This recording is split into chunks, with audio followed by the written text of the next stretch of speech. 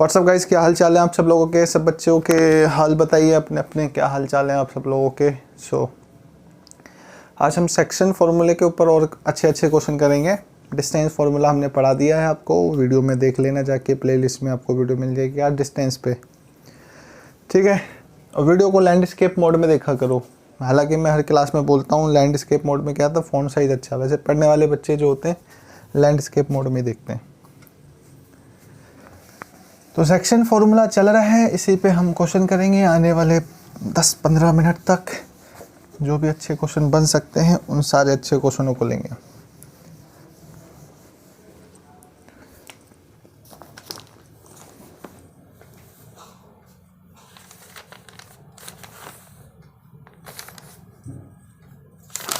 Question है, ratio निकाल दें।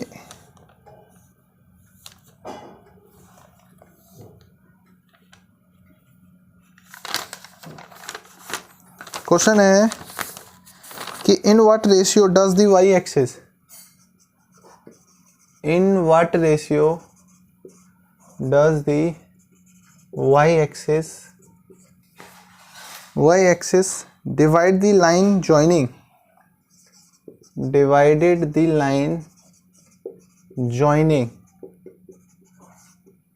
कौन कौन से पॉइंटों को ज्वाइन कर रहा है, P and Q, P and Q। P की वैल्यू है, थोड़ा शॉर्ट में लिख रहा हूँ क्वेश्चन, -4 and 5। Q है आपके पास 3 and -7, 3 - 7। Find the point of coordinates of intersection, find the coordinates of intersection, find out the coordinates of intersection. ठीक है जी, इस क्वेश्चन को करेंगे अब। मैथ्स का टीचर हूँ, इंग्लिश की स्पेलिंग मिस्टेक हो सकती है, ठीक है। तो इस बात को हम लिखेंगे, इस बात को हम करेंगे। उसने बोला है कि वाई एक्सिस है, कोई वाई एक्सिस है। पहले तो बता दूं वाई एक्सिस कौन सा होता है। वाई एक्सिस है तो कोई दो पॉइंट है, -4 5 यहाँ रहेगा, -4 -5 यहाँ कुछ मान लो, 1 2 3 4 4 1 2 3 4 5, -4 5 और 3 और -7, 3 और -7, 1 2 3 और कहीं 7 यहाँ। ये दोनों वाई एक्सिस को, वाई एक्सिस जो ये वाई एक्सिस है, ये पूछ रहा है कि किस अनुपात में, ये m और ये m1 है और ये m2, ये अनुपात आपको निकालना है। तो डायग्राम तो ऐसे बना लो सिंपल सा, कोई दिक्कत नहीं उसमें। तो आपने मान लिया कि m1 अनुपात m2 है, m1 अनुपात क्या है, m2। ये पॉइंट P दिए हुए हैं -4 और 5। ये वाले Q पॉइंट दिए हुए हैं आपके पास, ये Q पॉइंट है 3 और -7, 3 एंड -7। आपको ये कोऑर्डिनेट्स निकालने हैं। इसको मान लेता हूँ कोऑर्डिनेट x और y। आपको खुद पता है कि ये जो कोऑर्डिनेट्स है y एक्सिस पर है, y एक्सिस पर है तो x वाला कोऑर्डिनेट 0 होगा, x वाला कोऑर्डिनेट 0। ये बात शब्दों में लिखनी पड़ेगी। If point A on y axis, if point A on y axis, then the coordinates of point on, मतलब x का जो कोऑर्डिनेट्स होगा, निर्देशांक होगा, वो 0 होगा, x = 0। अब इसको आगे बढ़ाते हैं, इस क्वेश्चन की कहानी अब आगे बढ़ाते हैं। आपको मैंने फॉर्मूला बताया कि x बराबर निकाला जाता है m1x2 m2x1 अपॉन में m1 + m2। y में जहाँ जहाँ y होगा, जहाँ जहाँ y होगा m1 y2, जहाँ जहाँ y निकालोगे तो जहाँ x है वहाँ y, m2 y1 अपॉन में m1 + m2। यही फॉर्मूला में लगाने वाला हूँ। 0, x की वैल्यू 0 है तो 0 बराबर m1x2 3m1 प्लस m2x1, तो ये माइनस का 4m2 हो जाएगा, डिवाइडेड बाई m1 + m2। ठीक है जी, क्योंकि m1 m2 का अनुपात निकालना है। तो 0 में चला गया तो 0, 3m1 - 4m2। तो जब इसको निकालोगे तो 3m1 = 4m2। m1 के नीचे m2 भी लिखा दो और 4 के नीचे 3 को डाल दो, तो m1:m2 का अनुपात हो गया 4:3। यही आंसर। क्लियर है बात। छोटा दिख रहा है, छोटा दिख रहा है तो मैं इसको बड़ा कर देता हूँ, m1 अनुपात m2 4:3। लो जी, ये आपका आंसर हो गया। रेशियो जब आप निकालना चाहते हो तो के मान के भी कर सकते हो, उसमें भी कोई दिक्कत नहीं, ऐसे भी कर सकते हो। वाई से निकलेगा नहीं ना, क्योंकि वाई का कोऑर्डिनेट्स नहीं दे रखा। अगर वाई का कोऑर्डिनेट्स भी दिया होता तो वाई से भी निकाल देते, दोनों से निकालोगे सेम ही आंसर आएगा।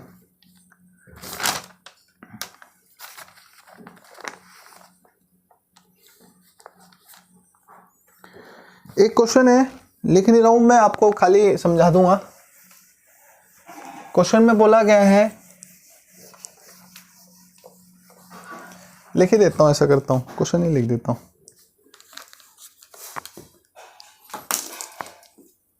क्वेश्चन में बोला गया है find the ratio in which, find the ratio in विच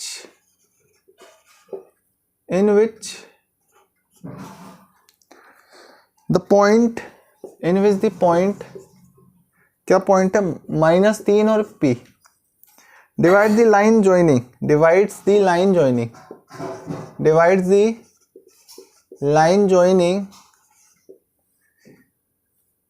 -5 और -4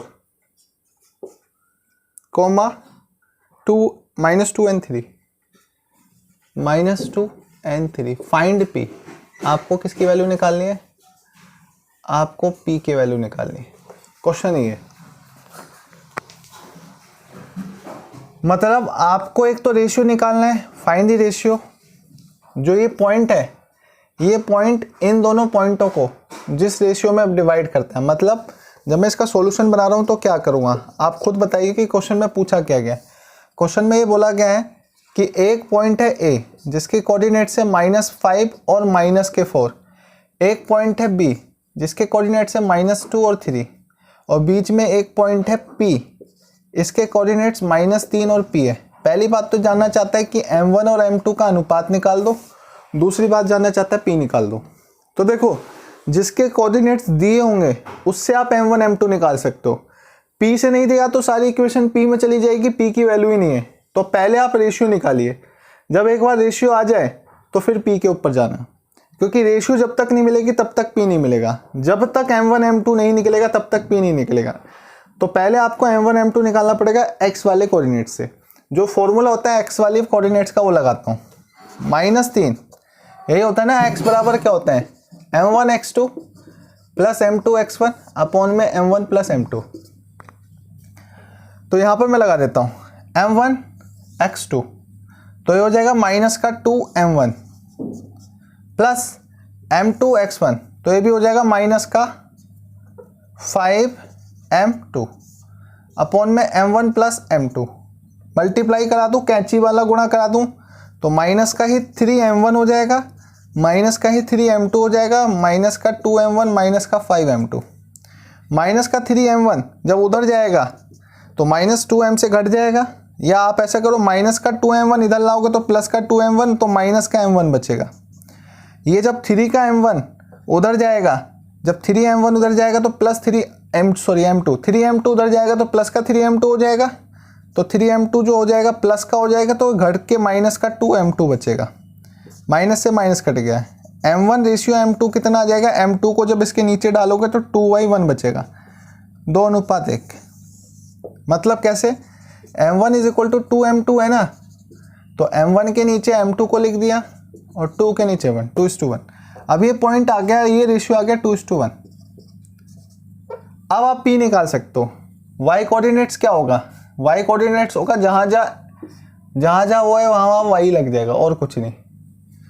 तो P बराबर क्या हो जाएगा, P बराबर हो जाएगा m1 y2, तो 3 दूनी 6 प्लस ये हो जाएगा m1 m2 y1, तो माइनस का 4 divided by m1 plus m2 plus 3। P = हो जाएगा प्लस का 2/3। ये आंसर हो जाएगा। सिंपल है जी, कुछ दिक्कत नहीं है इसके अंदर।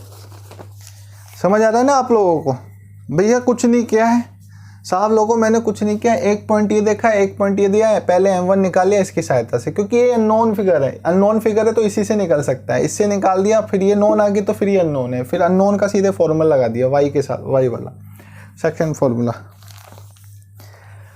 अच्छा एक बात और बता देता हूं मैं आपको, बात यह है कि अगर कोई लाइन इक्वल डिवाइड कर दे, ये तो 2:3 का अनुपात है, तो आप डायरेक्ट लगा सकते हो, डायरेक्ट लगा सकते हो। क्या?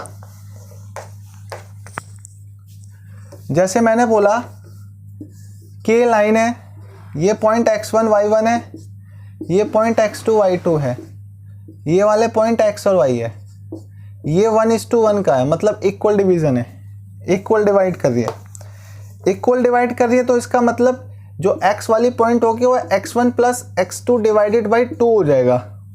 क्यों हो जाएगा?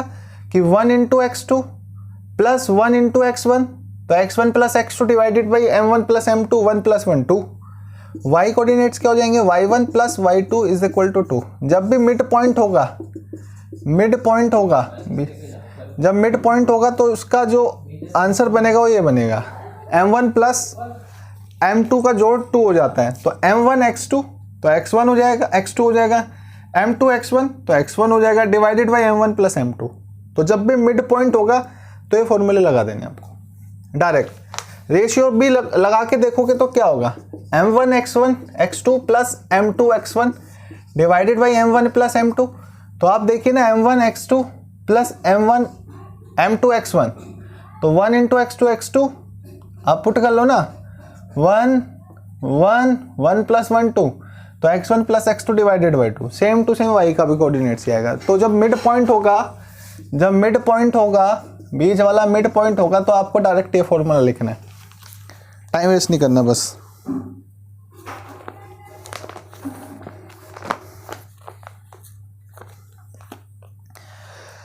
अब मैंने आपको थोड़े से क्वेश्चन कम कराए थे डिस्टेंस फॉर्मूले में, मैंने इसलिए कराए थे डिस्टेंस फॉर्मूले में क्वेश्चन थोड़े से कम, क्योंकि मैं सेक्शन फॉर्मूले में थोड़े से क्वेश्चन ज़्यादा कराना चाहता था।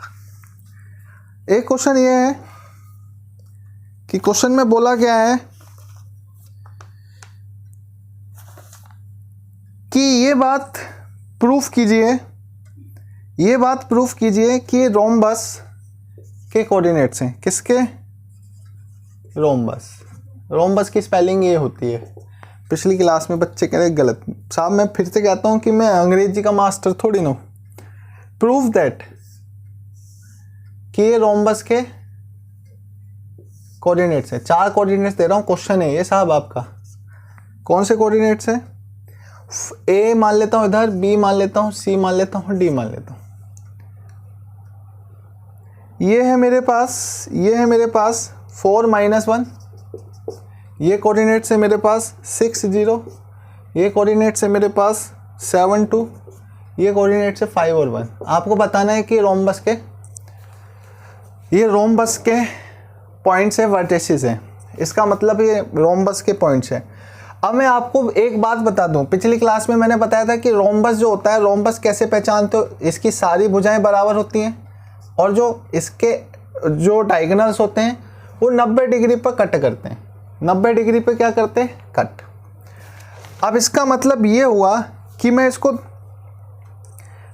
2 तरीके से चेक कर सकता हूँ, मैं इसको 2 तरीके से चेक कर सकता हूँ क्या ये रोम्बस है या नहीं। पहली बात कि मैं इसके डायगोनल चेक करता हूँ, मैं डिस्टेंस बाद में चेक करूँगा, मैं इसके डायगोनल चेक करूँगा, मैं इसके डायगोनल चेक करूँगा, और फिर मैं पाइथागोरस थ्योरम भी लगा सकता हूँ मिड पॉइंट पहले। मतलब अगर मैं ये चेक कर लूँ क्या इसके डायगोनल्स बराबर है या इसके डायगोनल्स बराबर नहीं है, अगर मैं या कहने का मतलब मैं इस बात को ये प्रूफ कर दूँ, अगर मैं ये प्रूफ कर दूँ कि ये एक स्क्वायर है, अगर मैं ये बात प्रूफ कर दूँ कि ये एक स्क्वायर है, अगर मैं ये बात प्रूफ कर दूँ कि ये पैरेललोग्राम है, तो आपको पता लग जाएगा कि ये फिर रोम्बस नहीं हो सकता। ठीक है, तो पहले मैं इसके डायगोनल्स निकालूंगा, सबसे पहले मैं डायगोनल्स निकालूंगा।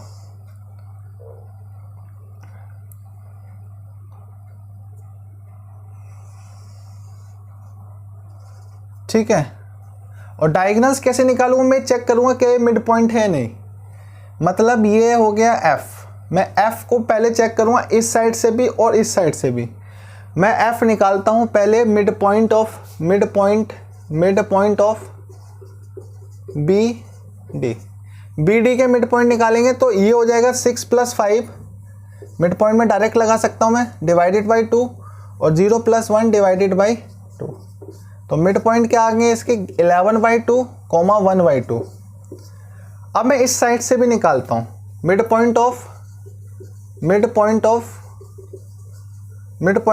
ए सी के मिड पॉइंट निकालूंगा तो 7 और 4 11, 11/2 और 2 और ये हो जाएगा मेरे पास कितना हो जाएगा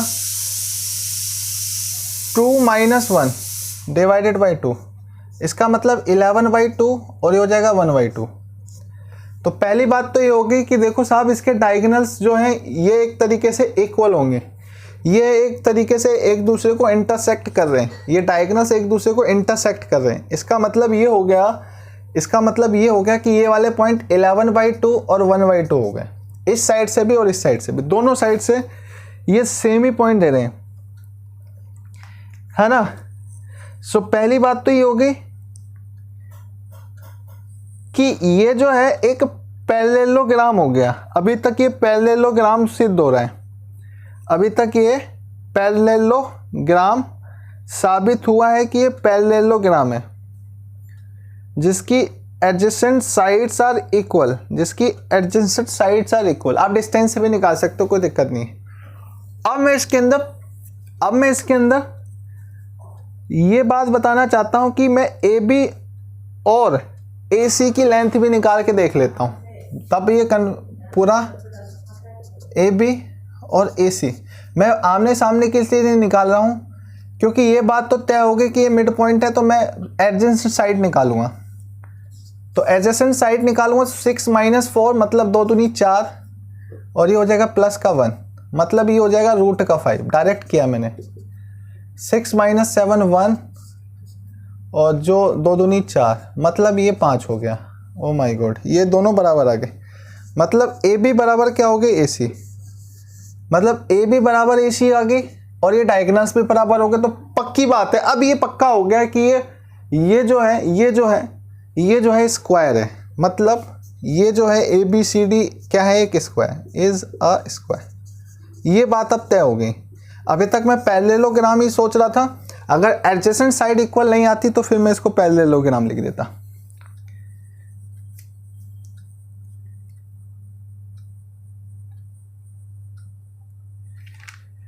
मेरे को लगता है बच्चों को समझ में आ गया होगा। पैरेललोग्राम के वर्टेक्सेस। एक और क्वेश्चन है, इसमें लिखा है कि ये जो वर्टेक्सेस है ये पैरेललोग्राम के हैं, -2 -1 और बी के पॉइंट है आपके पास 0 और 1, सी के वर्टेक्सेस है आपके पास 4 और बी, और डी के वर्टेक्सेस हैं आपके पास 1 और 2। Find the value of A and B. देखो आप ये वाली साइड इसके बराबर रख दो डिस्टेंस फॉर्मूले से तो भी आ जाएगा, ये वाली साइड इसके बराबर रख दो तो भी आ जाएगा, क्योंकि यहाँ पर एक न्यूमेरिक वैल्यू आएगी, यहाँ बी में आंसर होगा, यहाँ पर न्यूमेरिक वैल्यू आएगी, यहाँ पर ए है, यहाँ पर सॉरी A1 ही है ना, A0 है, A0 तो इक्वेशन बन के सॉल्व हो जाएगा। लेकिन ये बात आपको दी है कि ए बी सी और डी ये वर्टिसेस हैं किसके, एक पैरेललोग्राम के, ये बात आपको दी है। अगर ये बात आपको दी है तो आपको ये बात साबित करने में थोड़ा भी टाइम ना लगेगा। ये मिड पॉइंट होगा, ये जो G है ये मिड पॉइंट होगा, तो आप G पॉइंट निकालिए दोनों साइड से, मतलब G पॉइंट दोनों साइड से, मतलब G पॉइंट AC की साइड से भी और G पॉइंट जो है BC की साइड से भी। जब ये दोनों ही मिड पॉइंट होंगे, दोनों साइड से निकलेंगे तो दोनों बराबर होने चाहिए। तो ये हो जाएगा मेरे पास, क्या हो जाएगा 4 + -2 प्लस माइनस माइनस हो जाएगा डिवाइडेड बाई 2, ये हो जाएगा।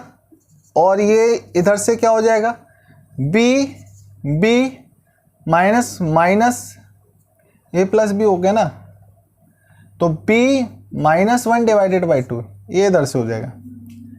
सेम टू सेम बात मैं इधर से भी कर दूं, a प्लस 1 डिवाइडेड बाई 2 और इधर से हो जाएगा 2 प्लस 0 डिवाइडेड बाई 2। तो बात खत्म, ये इसके इक्वल कर दो, ये इसके इक्वल कर दो, a भी आ जाएगा, कोई दिक्कत नहीं। मैं आपको फिर से कह दूं, पैरेललोग्राम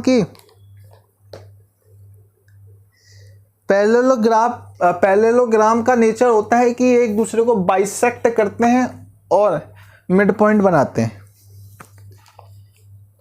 ये बात मैंने नहीं बताई थी तो बता दी ना, अब कोई दिक्कत थोड़ी ना है।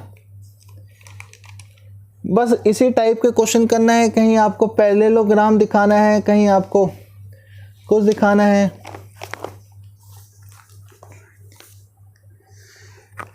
एक और क्वेश्चन, बस यही प्रूफ करते जाना कि ये वर्टेक्सेस हैं इसके, ये वर्टेक्सेस हैं इसके। ये बात इसलिए मैंने आपको पहले बता दी थी।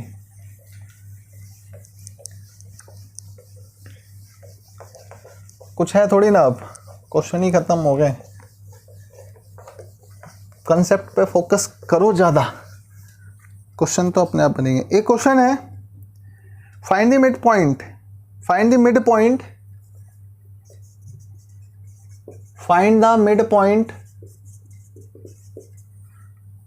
Find the mid point of line joining.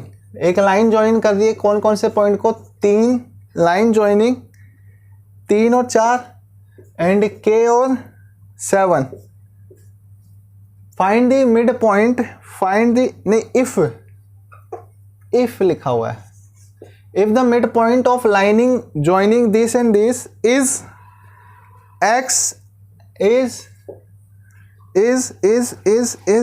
x and y, x and y, x and y, ये पॉइंट है मिड पॉइंट के। एंड और भी लिखा है, and if the mid point of line joining this and this is x, mid point is x and y and 2x plus 2y plus 1 is equal to 0, 2x plus 2y plus 1 is equal to 0। Equation भी दे रखी है। Find the value of के, find the value of के की value निकाली, ये वाली value निकाली। बस यही बात आपको दी हुई है और इसके अलावा कुछ नहीं दिया क्वेश्चन में, इसके अलावा क्वेश्चन में कुछ भी नहीं दिया है। करें इसको हम? हाँ सर इसको कर दीजिए, हम कर देते हैं इसको, कोई दिक्कत नहीं है इसके अंदर, इतना कोई आफत नहीं आई कि ये नहीं होगा आपसे। मिड पॉइंट है ना, तो साहब मिड पॉइंट तो सिंपल सी बात है कि वो वैल्यू डाल देना, एक क्वेश्चन में आंसर आ जाएगा और कुछ नहीं है। मैं करके दिखाऊंगा। Question number 12, mid point. आपकी बुक का क्वेश्चन नंबर 12 है, RD शर्मा का एक्सरसाइज का ये क्वेश्चन है। पहले क्वेश्चन का समझते हैं थोड़ा सा कि क्वेश्चन क्या कहना चाह रहा है। ये एक लाइन है, ये पॉइंट है 3 और 4, ये पॉइंट है k और 7 और ये मिड पॉइंट है x और y। ठीक है जी, ये जो मिड पॉइंट है ये दिया और एक इक्वेशन दे रखी है, मतलब इस मिड पॉइंट पे जो इक्वेशन है 2x plus 2y plus 1 is equal to 0। ठीक है साहब, इसका मतलब ये जो पॉइंट है ये इस इक्वेशन के पॉइंट है, तो ये जो पॉइंट है इस इक्वेशन को सेटिस्फाई करने चाहिए। कहने का मतलब ये है कि आपको पता है कि अगर एक इक्वेशन है x plus y is equal to 6, so मतलब इस पे जो भी पॉइंट होंगे, इस पे जो भी पॉइंट होंगे वो इस इक्वेशन को सेटिस्फाई करेंगे। यही बात अप्रोच आपको लगानी है। तो पहले इसके पॉइंट निकालिए। पॉइंट ए क्या हो जाएगा?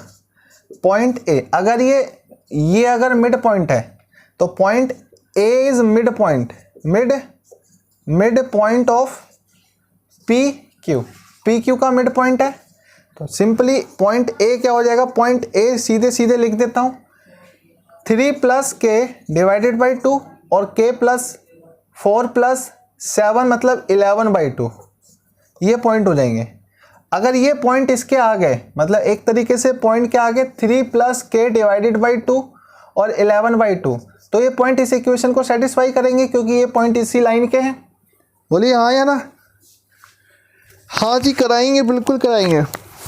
सेटिस्फाई करा देते हैं अब। सेटिस्फाई कराने का मतलब है कि ये दोनों वैल्यू इसमें रखने पर 0 आना चाहिए, बस आंसर आ जाएगा।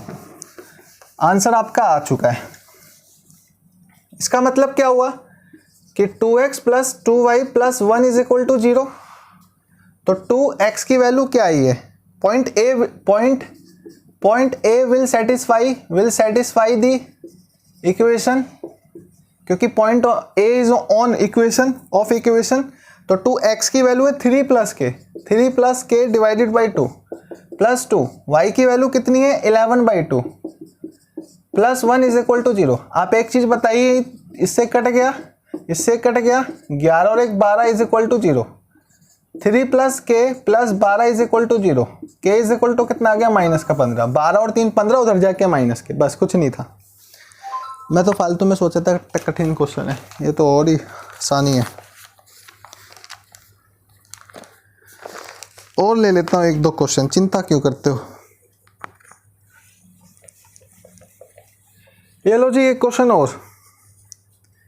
If the point A and B are 2 points of coordinate this and this, find the coordinates of P such that। अच्छा ठीक है, कोई दिक्कत नहीं है इसमें भी।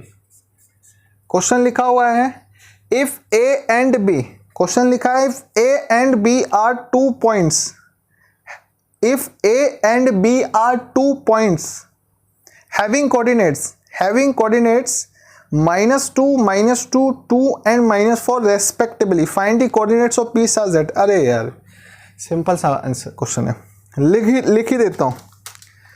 If A and B A के क्या पॉइंट है? -2 एंड B के क्या कोऑर्डिनेट्स हैं? B के कोऑर्डिनेट्स हैं आपके पास, B के कोऑर्डिनेट्स है 2 and -4। If the coordinates of A and B respectively, find the coordinates of P। P के कोऑर्डिनेट्स निकालने में x और y मान लेता हूं। सच दैट, इस प्रकार है, सच दैट, कैसा सच दैट है हम भी देखें भाई। AP बराबर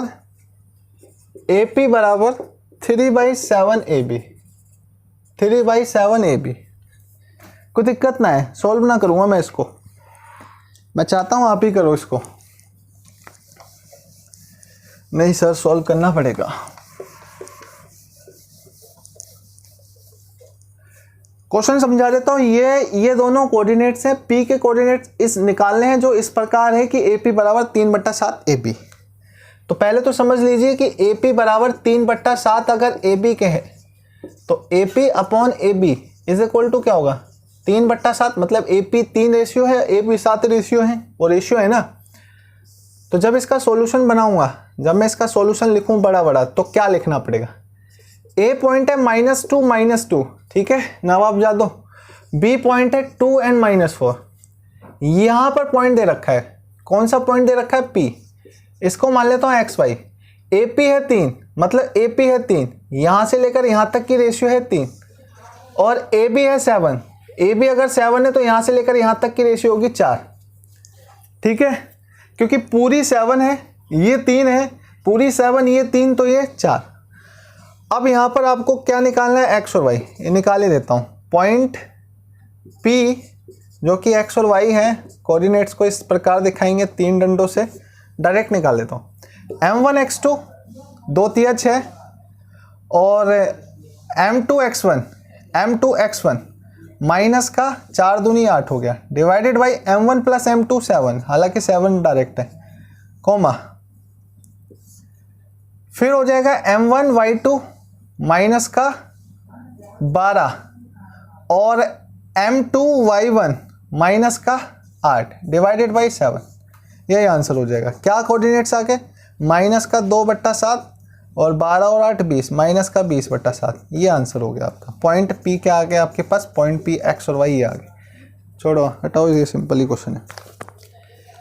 इसका मतलब ऐसे ही क्वेश्चन है साहब, कहीं कोऑर्डिनेट्स दे देगा, वर्टेक्सेस दे देगा, या कुछ भी बोल देगा कि ये ट्राइंगल के हैं, ये आपके आइसो स्केल्स प्रूफ कीजिए, इसको ये प्रूफ कीजिए, वर्टेक्सेस है पैरेललोग्राम के, कहीं दे देगा, कहीं के निकलवा लेगा, कहीं रेशियो निकलवा लेगा, ये दे देगा। मतलब आपको बनाना खाली दो फॉर्मूलों पर है।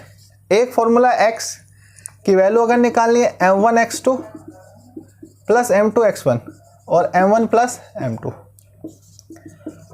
m1y2 plus m2y1 divided by m1 plus m2, यही कोऑर्डिनेट्स हैं। पूरा सेक्शन फॉर्मूला इसी पे चलता है। कोलिनियर के लिए एक चीज़ और थी कि कोलिनियर अगर आपको शो करना है, एक तो एरिया ऑफ ट्राइंगल में बताना चाह रहा था कि अगर आपसे बोलना है कि ए बी और सी कोलिनियर पॉइंट्स हैं, तो आप ये डिस्टेंस निकालो डिस्टेंस फॉर्मूले से, आप ये डिस्टेंस निकालो डिस्टेंस फॉर्मूले से, और आप ये डिस्टेंस निकालो डिस्टेंस फॉर्मूले से।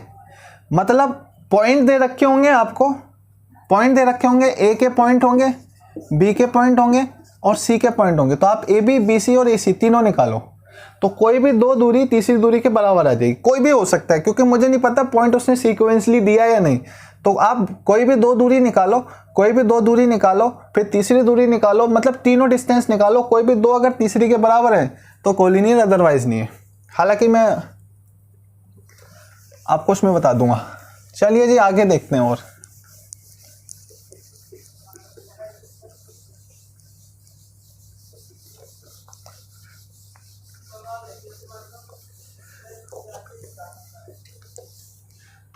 तो बच्चों आज का जो अभी टॉपिक और मैं पढ़ाऊंगा, और जो टॉपिक है वो है सेंट्रोइड। सेंट्रोइड सेंट्रोइड सेंट्रोइड को हम बोलते हैं केंद्रक। हालांकि इंट्रोडक्शन में मैंने ये बात बता दी थी। केंद्रक, केंद्रक क्या होता है? जो ट्राइंगल होता है ए बी सी, ये इसके मिड पॉइंट से बनेगा, ये मिड पॉइंट है, ये भी मिड पॉइंट है ए सी का, और ये भी जो है मिड पॉइंट है ए बी सी, ये हो गया D E F.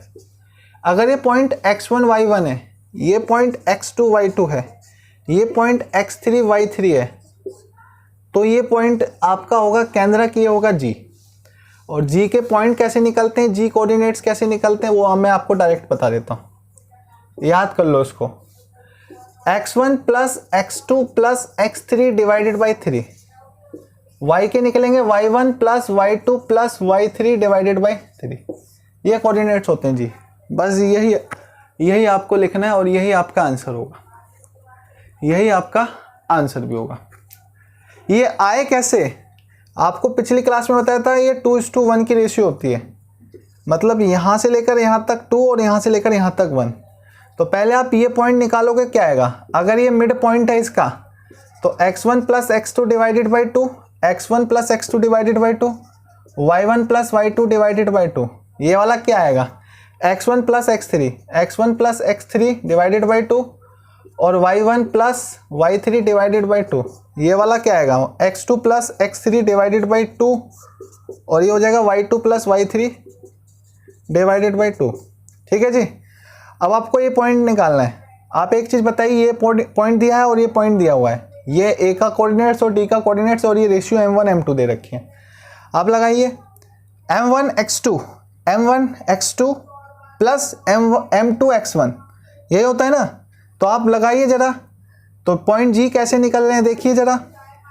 m1 x2, तो 2 का इंटू इसमें हो जाएगा, तो 2x2 plus x3 divided by 2, m1 x2 plus m2 x1, तो 1 into x1 divided by m1 plus m2, तो ये हो जाएगा 3। सॉल्व करूंगा अभी। m1 y2, तो 2 into y2 plus y3 divided by 2, m1 y2 m2 y1, तो 1 into y1 divided by m1 plus m2, 2 plus 1 कितना हो जाएगा? 3। ये देखो इससे कट गया, इससे कट गया। x1 x2 x3 क्या आ गया आपके coordinates? x1 plus x2 plus x3 divided by 3, y1 plus y2 plus y3 divided by 3, ये आंसर होगा। सिंपल सा टॉपिक है, छोटा सा 3-4 क्वेश्चन कर लेना।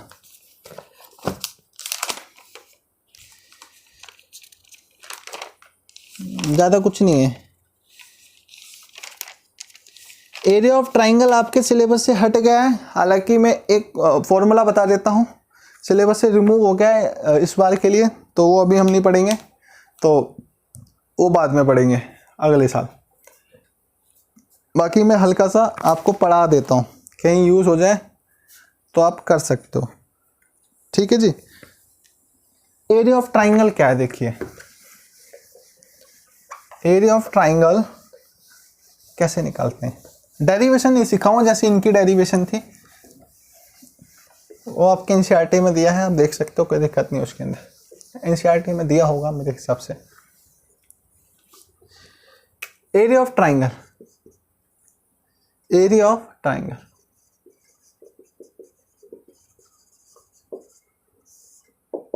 एरिया ऑफ ट्राइंगल का मतलब होता है त्रिभुज का क्षेत्रफल। अब वैसे नहीं निकालना बेस इंटू हाइट, अब पॉइंटों से निकालना है। मतलब अगर ये पॉइंट दे रखे हैं आपको, ये पॉइंट है x1 y1, ये पॉइंट है x2 y2 और ये पॉइंट है x3 y3, आपसे बोला है कि इसका एरिया निकालिए। तो इसका एरिया पहले तो नेगेटिव में नहीं आएगा तो मॉडुलस लगेगा। कैसे करना है इसको, आपको निकालना है डेल्टा, डेल्टा मतलब एरिया 1/2। आपको ये पॉइंटों को लिखना है कैसे, आप ऐसे भी लिख सकते हो, वर्टिकली भी लिख सकते हो, हॉरिजॉन्टली भी, कैसे जैसे मर्जी लिख सकते हो। ऐसे x1 y1, x2 y2, x3 y3, repeat कर दो, x1 y1 को रिपीट कर लो। ठीक है जी। अब आप क्या करो, 1/2 इसका मल्टीप्लाई इसके साथ, x1 y2 इसका मल्टीप्लाई इसके साथ ऐड करके, पहले ऐसे मल्टीप्लाई कर लो, x2 y3 और इसका मल्टीप्लाई इसके साथ x3 y1। ठीक है, माइनस अब इसका मल्टीप्लाई इसके साथ, माइनस सबके आगे लगा हुआ है, x2 y1 plus y2 x3 y2 x3 plus y3 x1 y3 x1 और ये ब्रैकेट बंद, और ये पूरा का पूरा क्या है आपका मॉडुलस में, ये एरिया होता है। मतलब जैसे मान लीजिए छोटा सा एग्जांपल ले लूँ, उसका सॉल्यूशन करूँ कि एक ट्राइंगल है, ये पॉइंट है 3 और 2, ये पॉइंट है 1 और 4, ये पॉइंट है 5 और 6। आपसे बोला इसका एरिया निकालो, तो बस ये डेल्टा लगा देना है, 1/2, 3 2, फिर 1 4, फिर 5 6 और 3 2 रिपीट कर दो दोबारा से। तो अब कीजिए, देखिए कैसे होगा इसका, 4 तिया 12, 6 एकम 6 प्लस 6, 5 दूनी 10 प्लस 10, माइनस पूरा माइनस होगा, 2 एकम 2 प्लस 4 पंजे 20 प्लस 6 तिया 18। ठीक है, 18 40 ही हो गया, 12 6 18 और 10 28 ही हो गया, बाहर 1/2 लगा हुआ है, तो ये कितना हो जाएगा, 28 में से ये बचा 12, 1/2 मॉडुलस, माइनस आएगा, हालांकि बाहर निकालेंगे प्लस, मॉडुलस का मतलब भी होता है माइनस की संख्या, 6 स्क्वायर यूनिट्स आपका आंसर हो गया। ये आपका आंसर हो गया 6 स्क्वायर यूनिट्स। 6 दिख नहीं रहा नीचे वाला, ये लो, ये ऊपर कर देता हूँ, 1/2 into 12 is equal to 6 square unit, या यूनिट का स्क्वायर, ऐसे करके लिख सकते हो। बस यही बात है। तो आपके सिलेबस में हट गया है, मैंने बस थोड़ी सी हिंट दे दी है। और एक बात और, अगर इसका एरिया 0 आ गया, मान लो अगर 0 आ गया, if area of triangle of given points gives 0, then points are collinear। ये भी बात आपको पता होना चाहिए, ये भी पते की बात है। मान लो ये आप सॉल्व कर रहे हो, ये जब आप सॉल्व कर रहे हो ये 0 आ जाता, या ये क्वेश्चन 0 आ जाता, तो अगर ये 0 आ जाता तो ये ट्राइंगल नहीं बनाता। ट्राइंगल नहीं बनाता मतलब ये सारे पॉइंट एक ही लाइन में हैं, फिर ये सारे पॉइंट एक ही लाइन में। यही बात है, कोई डिफिकल्ट नहीं है चैप्टर। तो कोऑर्डिनेट ज्योमेट्री आपकी यहाँ ख़त्म ही हो गई है, आप इसकी प्रैक्टिस करना। एरिया आपका हट गया, हालांकि मैंने आपको हिंट दे दी है, एक क्वेश्चन छोटा सा भी ले दिया है। इसी से फॉर्मूले बनाए गए हैं कि ये माइनस खोल के फिर कॉमन ले लिया, कहाँ से कॉमन ले लिया, यहाँ से कॉमन ले लिया y2, यहाँ से कॉमन ले लिया y3, यहाँ से कॉमन ले लिया y1। तो जब आप xy कॉमन ले लोगे या x1 y1 कॉमन ले लोगे तो फॉर्मूले बन जाते हैं आपकी बुक्स के, NCERT के। फॉर्मूला लिख दूँ, फॉर्मूला भी लिखना पड़ेगा, फॉर्मूला भी लिख देता हूँ, कोई बात नहीं। पहला मैं यहाँ से ले लेता हूँ x1 कॉमन, कहाँ से गया x1 कॉमन, ये कहाँ गया, इन दोनों में क्या कॉमन है, इन दोनों में x1 कॉमन है, तो 2 - 3 हो जाएगा, y2 - y3 हो जाएगा, प्लस इन दोनों में से क्या कॉमन है, x2 कॉमन है, तो 3 - 1 हो जाएगा, y3 - y1 हो जाएगा। इन दोनों में x3 कॉमन है, जब x3 कॉमन है तो y1 - y3 हो जाएगा। यही आपका फॉर्मूला हो गया, ठीक है जी, उतार लो बढ़िया से। ठीक है, तो पढ़ते रहिए, अपने घर में रहिए, सेफ रहिए, लॉकडाउन में जितनी मेहनत कर सकते हो कीजिए। कोऑर्डिनेट ज्योमेट्री करा दी है, कोलिनियर बता दी है, अगर इसका एरिया 0 आ जाए तो भी वहाँ से भी आप प्रूफ कर सकते हो कि एरिया 0 आ गया, लो जी हो गया कोलिनियर, बात खत्म। तो okay, take care, bye bye, सलाम, नमस्ते, ध्यान रखो अपना, बाय।